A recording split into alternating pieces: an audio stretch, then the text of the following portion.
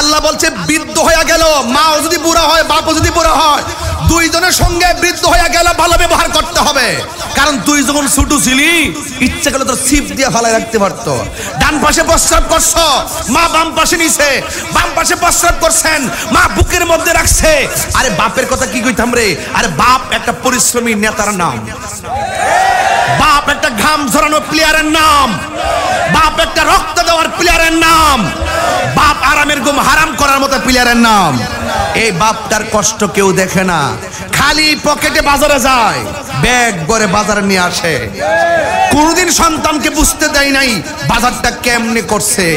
আর ওই বাপটারে যখন শীতের দিন কষ্ট দিয়ে একটা ভাঙ্গা করে ভালো রাখে, কাশি দিয়ে দেখা সন্তানের সহ্য হয় না। আল্লাহর কসম লিখে রাখো, একটা মানুষের দোয়া আল্লাহ ফিরাইয়া দেয় না, একটা মানুষের বদদুয়া আল্লাহ ফিরাইয়া দেয় না। এটার মাঝখানে কোনো পর্দা থাকে না। দোয়া করলেও কবুল হয়, বদদুয়া দিলেও কবুল হয়। এটা হলো মা বাপ। মা বাপের দোয়ার দ্বারা বহুত লোক ওলি হইছে, প্রমাণ আছে না নাই? আর যেরকম আছে না নাই? আবার জোরে বলেন আল্লাহু আকবার বলেন। আমার যুবক ভাইরা ওয়াজ তো করতেই হবে। মা বাপরে কান্দাইলে কোনো লাভ হবে না। এই যেখানে একটা হাদিস বলে যায়, বিহি ক্বালা হাদাসানা মুসাদ্দাদুন ক্বালা হাদাসানা বিশর ইবনুল ফাজল ক্বালা হাদাসানা আল জরাইর আন আব্দুর রহমান ইবনে আবি বকর আন আবিহি ক্বাল ক্বালা রাসূলুল্লাহ সাল্লাল্লাহু আলাইহি ওয়াসাল্লাম, আল্লাহর হাবিব বলেছেন, আলা উনাব্বিউকুম বি আকবারিল কাবায়ের, আমি কি তোমাদেরকে তিনটা বড় বড় কবিরা গুনাহের কথা বলবো না? এবার ডাক দেবেন, ইয়া রাসূলুল্লাহ। ক্বালু ইয়া রাসূলুল্লাহ, বালা ইয়া রাসূলুল্লাহ, অবশ্যই আপনি আমাদেরকে বড় বড় তিনটা কবিরা গুনার কথা বলে দেন। আপনারা কলা গাছের মানুষ, সবচাইতে বড় তিনটা কবিরা গুনাহ জানার দরকার আছে না না? এক নম্বর হলো যে আয়াতটা পড়ছি, আল ইশরাকু বিল্লাহ। এক নম্বর হলো আল্লাহর সঙ্গে শরীক করা। মাথাটা ব্যথা করতেছে,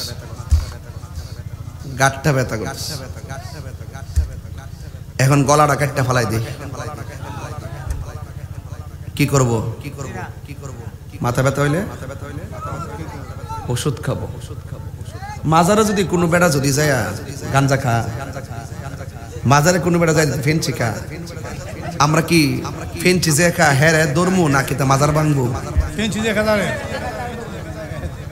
তো আমার দেশের মানুষ ওই কেডা কোন মাজারে যায় আপাদা পড়ছে, উপরদা পড়ছে, গাঞ্জা গাইছে, ওই হিডার জি দেন না মিডা তাহিরের উপরে।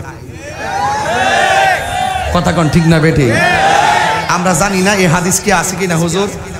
এই যে তিনটা কবিরা গুনার মধ্যে সবচেয়ে বড় কবিরা গুনাহ হইলো আল্লাহর সঙ্গে শিরিক করা। হ্যাঁ, আমরা বুঝা, আমরা বলে মাজারে যাইয়া বলে ওলি আল্লাহর সঙ্গে বলে আল্লাহর সঙ্গে বলে শিরিক করি। কোন এটা কি সত্য না মিথ্যা? হেরার অভিযোগটা সত্য না মিথ্যা? হেরার অপবাদটা সত্য না মিথ্যা? এই মিথ্যাবাদী হলো মুনাফিক।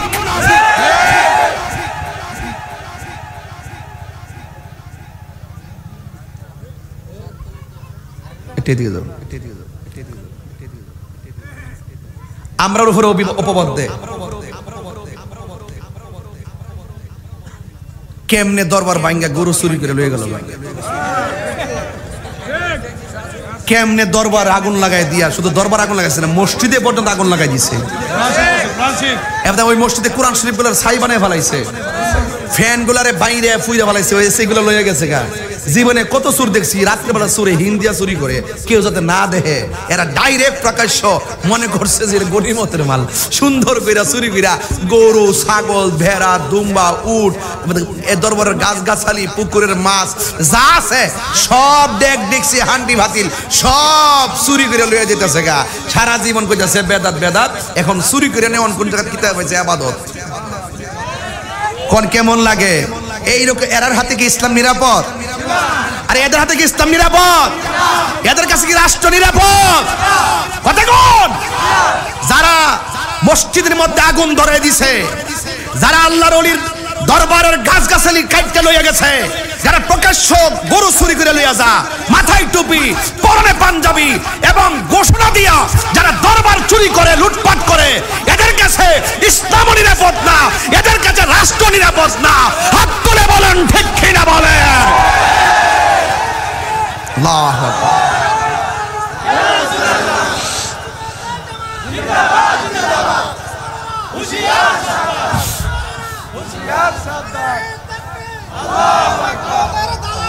ঠিক কিনা কোন আমার যুবক ভাইরা?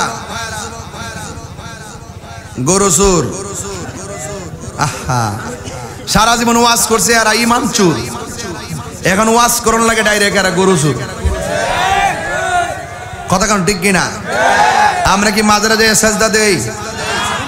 আমরা ইবাদত করি কার? তো ওরা যে আমাদের গায়ের উপরে, এক বেচারা ওই দিন কইতাছে ওয়াজ করার মধ্যে বলতেছে যে তাহিরি জাইন্না শিরিক করে। কত বড় বেফতার মার্কা মৌলবী। আমার ওয়াজের ক্যারিয়ার হইলো 22 বছর। কয় বছর? 22 বছরের ভিতরে প্রায় 19.5 বছরের উপরে আমি চিফ গেস্টের মর্যাদায় ওয়াজ করছি।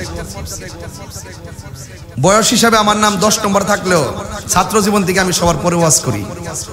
মানুষ আমাকে মহব্বত করে পরে দেয়, পরে করলে মানুষগুলো থাকে, পরে করলে মানুষগুলো ওয়াজ শুনে দেয় আর কি। কমিটিতে যখন যারে মন চায় তখন দেয়। আর আমার 22 বছর গেছে গা, আর কয়েক বছর পরে ঘরে বয়ে যাবো গা, আর নাইলে দুনিয়াতে যাবো গা।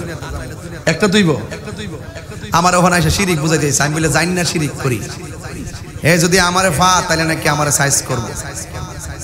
অথচ যেই লোকটা কইছে আমার সাইজ করবে, হ্যাঁ আমার এই আঙ্গুলটাতে ঠেলা দিলে উই রেখে পড়বো। কথা কোন ঠিক কিনা? আর সুরের মতন যদি ওই ফান্দ ফালায় যদি মারতো চাও, তোমরা তোমার এটা পারো বলা, ইটা আবার আমরা পারি না। ওই যে আল্লামা শহীদ ফারুকের ঘরের ভিতরে ঢুকিয়া যায় জব করে ফেলাইছে, তখন আর কোনো বন্দর প্রতিবাদ দেখছি না। আমার লোকটারে ঘরের ভিতরে ঢুকাইয়া জব করে মাইরা ফেলাইছে নৃশংসভাবে। তখন তো এত মিডিয়ার কভারেজ দেখি নাই, তখন তো এত আল্লাদি দেখি নাই। এটার বিচারও কিন্তু আমরা পাই নাই। পাইছি ইনশাআল্লাহ, প্রত্যেকটার বিচার এই দেশে হবে। কথা বলেন ঠিক না বেঠিক? কারা করছে এগুলো আমাদের নখদর্পণে আছে। এখন সুন্নিয়তের সুবর্ণ সুযোগ, এটা আমরা ইনশাআল্লাহ কাজে লাগাবো, কিন্তু কোন সুরের হাতে দেশ দিব না। কথা বলেন ঠিক কিনা বলেন? যাদের কাছে ধর্ম চ্যালেঞ্জ, ধর্ম রিস্কে থাকে, রাষ্ট্র রিস্কে থাকে, তাদেরকে আমরা আর বিশ্বাস করতে পারি না। জাতি এখন জেনে গেছে সব ধোঁকাবাজ। কথা বলেন ঠিক কিনা? আরো যদি বলেন ঠিক কিনা বলেন? ধোঁকাবাজদের সঙ্গে ইসলাম নিরাপদ না, ধোঁকাবাজদের কাছে দেশও নিরাপদ না। কারণ যারা আপনার সাথে আমার দ্বন্দ্ব হতে পারে, আপনার সাথে আমার আকীদার মিল না থাকতে পারে, তাই বলি কি আপনি আমার ঘর পুরাই দিবেন? মানে কি বোঝা যায় যে সুযোগ পেলে আমাদেরকে বাংলাদেশ থেকে বের করে দিবেন। এটার নাম ইসলামও না, এটার নাম আদর্শও না। আপনি যদি সত্যিকার যদি রাষ্ট্রের চিন্তা করেন, প্রত্যেকটা নাগরিকের অধিকার নিশ্চিত করতে হবে। বাক স্বাধীনতা কেড়ে নেওয়ার অধিকার কাহারও নাই। ঠিক কিনা বলেন? আমি আমার মতাদর্শ লালন করব, আপনি আপনার মতাদর্শ লালন করেন। আমি আপনাকে বাধা দেই না, আপনি আমাকে বাধা দিবেন না। যখন আপনি আমার ঘর পুরবেন, আমাদের চেতনার আল্লাহর ওলিদের দরবার হলো আমাদের মুসলমানদের চেতনার জায়গা। কারণ এই দেশে ইসলাম আনছে আল্লাহর ওলিগণ। ঠিক না বেঠি? ইসলাম কে আনছেন? আল্লাহর ওলিগণ। আপনি যখন এগুলো প্রকাশ্য ভাঙ্গা শুরু করবেন, 1 দিন 2 দিন 3 দিন, দেয়ালে যখন পিঠ ঠেকে যাব, আপনারা কি মনে করেন যে সুফি জনতা বসে থাকবো? এই দেশে 70% ভোটার হলো সুফি জনতার। কথা বলেন ঠিক কিনা? যাদের ভোট ছাড়া কেউ সংসদে যাইতে পারে নাই, এটা ইতিহাসে নাই। তবে ইনশাল্লাহ একটা কথা বলে যে সুন্নিরা জীবনে বহুত হালে ডালে বিলে ঘুরছেন, মূল্যায়ন কিন্তু ভান নাই। এবার সব সুন্নিরা এক থাকবেন, বাতিলদের মোকাবেলায়, আল্লাহর ওলিদের মাজার সুরক্ষায় এবং রাষ্ট্রের সার্বভৌমত্ব রক্ষার জন্য আমরা প্রস্তুত থাকব। যে কোনো দেশি হোক আর বিনদেশি হোক, বাংলাদেশ নিয়ে যদি চক্রান্ত হয়, বাংলাদেশের ইঞ্চে ইঞ্চে মাটি নিয়ে যদি চক্রান্ত হয়, এই বাংলাদেশের এই যোদ্ধারা ওই চক্রান্তকে নস্যাৎ করে দিবে। কথা বলেন ঠিক কিনা? আমাদের মাজার ভাঙ্গে কোনো প্রতিবাদ দেখি না কেউ। প্রতিবাদ দেখছেন কেউ? আমরাই চিল্লাইতেছি কিন্তু মূল্যায়নও পাচ্ছি না। তবে আমরাও এটার জবাব ইনশাল্লাহ দিব, অপেক্ষা করেন। তবে আওয়াজ করে বলেন, বড় গুনাহ কয়টা? কথা কেন কয়টা? 3টা বড় গুনাহের মধ্যে একটা হলো আল ইশরাকু বিল্লাহ, আল্লাহর সঙ্গে শিরক করা। 2 নম্বর হলো ওয়াউকুকুল ওয়ালিদাইন, মা বাবার সঙ্গে অবাধ্যচরণ করা। তাইলে আমার আল্লাহর আয়াতটা সুন্দর পেয়ে গেলাম, ওয়া কাদা রাব্বুকা আল্লা তা'বুদু ইল্লা ইয়াহু, আল্লাহ ছাড়া কারো ইবাদত করা যাবে না। আল্লাহ বলছেন ওয়া বিল ওয়ালিদাইনি ইহসানা, মা বাবার সঙ্গে ভালো ব্যবহার করো। এই দিকে রাসূল বলছেন আল্লাহর সঙ্গে শরীক করা বড় অপরাধ, আবার মা বাবার অবাধ্যচরণ করাও বড় অপরাধ। এখন আপনারা বলুন, মা বাবার কথা রাসূল কেন বলছেন? বোঝার দরকার আছে না নাই? ওয়াহনান আলা ওয়াহনিন, এই পৃথিবীর মধ্যে সবচাইতে বেশি কষ্টের পর কষ্ট যে এই মানুষটা স্বীকার করে, ওই মানুষটা হলো মা।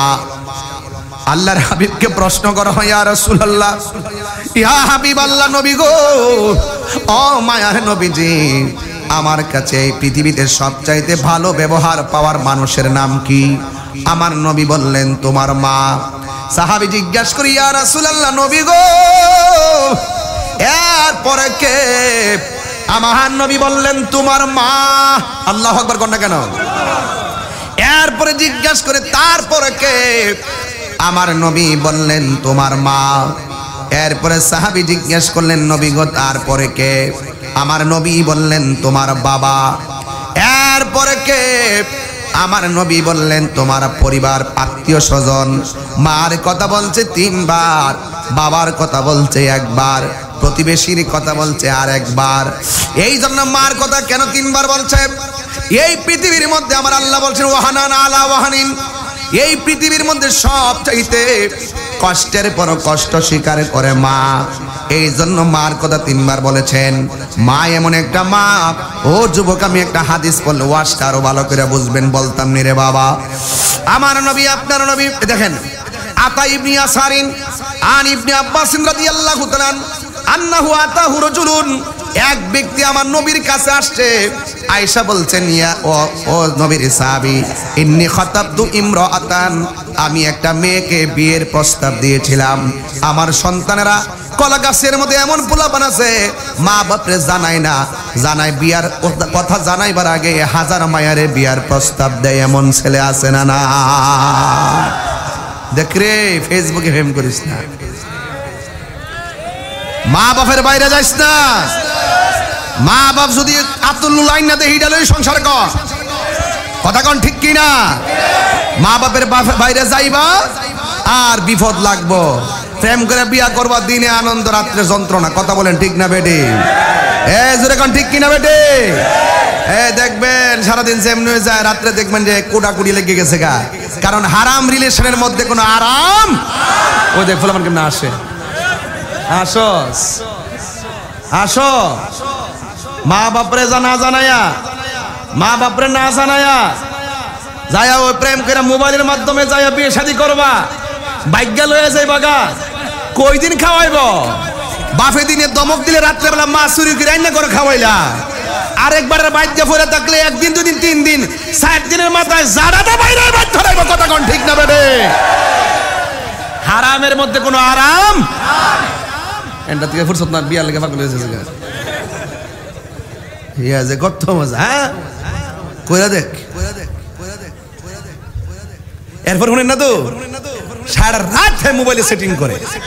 আপনি যে কোনো একটা মোবাইল চেক দেন, দেখবেন হোয়াটসঅ্যাপে সেটিং করে রাখছে, হ্যাঁ মেসেঞ্জারে ওকে কিরা,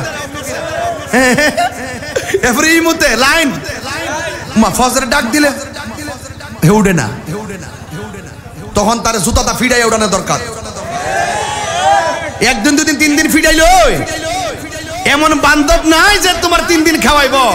ঘুরে ঘুরে মা বাপের ভাবর তোলায় ভর্তিব। বেকার থাকলে মা বাপ সারা বুঝে না, যখন চাকরিটা হয়ে যায় তখন আর মা বাপরে মূল্যায়ন করে না। এমন সন্তান সমাজে আছে না নাই? ওই দিন কি কয়, ইন্নী খাতাবতু ইমরাআতান, নবীর সাহাবীর কাছে এসে বলতেছে, অবশ্যই আমি একটা মেয়ের বিয়ের প্রস্তাব দিছি, ফা আবাত আন তানকিহানি, এই মেয়েটা আমার প্রস্তাবটা প্রত্যাখ্যান করছে, আমার সঙ্গে বিয়ে বসবে না। তখন কি হলো, ওয়া খতাবাহা গায়রি, একটু পরে আরেকটা ছেলে মেয়েটার বিয়ের প্রস্তাব দিছে। দেওয়ার পরে ফা আহাব্বাত আন তানকিহাহু, তখন মেয়েটা বিয়ের প্রস্তাব রাজি হইছে এবং তার সঙ্গে বিয়ে হয়ে গেছে। ফা গিরতু আলাইহা ফাকাতালতুহা, আমি তখন রাগান্বিত হইছি। রাগান্বিত হয়ে কি করছি, ফা কাতালতুহা, আমি মেয়েটারে মাইরে ফেলাইছি, হত্যা করে ফেলাইছি। আমার দেশে দেখবেন কিছু কিছু মানুষ আছে, মেয়ে যদি রাজি না হয় কয়েকটা বন্ধু বান্ধব মিললা তারা মাইরা ফেলা। মারে কি মারে না? আরে বাবা কানে ধর, কানে ধর। এই যুবক না ধরিস না, মুরব্বীরে চাই রয়েছে, তোমরা দেখতেছে, তোমরা যে শাসন করতেছি। হ্যাঁ, আবার এসিড মারে, আবার মুখে মারে। বাইরে একটা কথা কয়ে দিয়ে বাজান, জীবনে যাই করেন না করেন মানুষ হত্যা করেন না।